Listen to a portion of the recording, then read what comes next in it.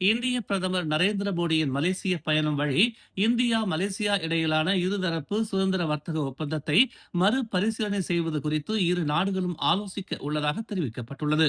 இந்த நடவடிக்கை இரு நாடுகளுக்கு இடையிலான வர்த்தகத்தை சமநிலையுடனும் நிலைத்த முறையிலும் மேம்படுத்தும் நோக்கில் மேற்கொள்ளப்படுவதாக இந்திய வெளியுறவு அமைச்சின் செயலாளர் பெரியசாமி குமரன் தெரிவித்தார்.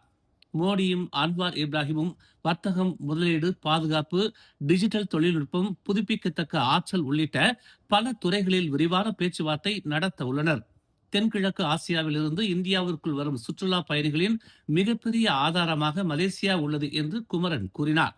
மோடியின் மலேசிய வருகை இருதரப்பு ஒத்துழைப்பை மேலும் வலுப்படுத்தவும் எதிர்கால ஈடுபாடுகளுக்கு பாதையை அமைக்கவும் உதவும் என்று அவர் தெரிவித்தார்.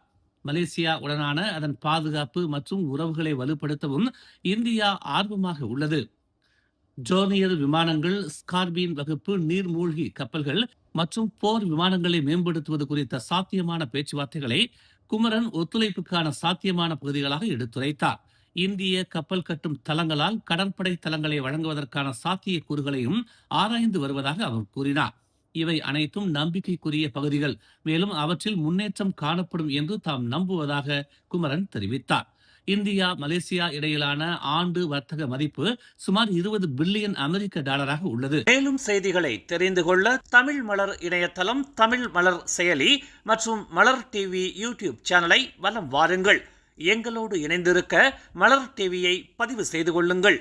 உறவுகள் மகிழ்ந்திட விருப்பம் மற்றும் பகிர்வு சேவையை சொடுக்கிடுங்கள்.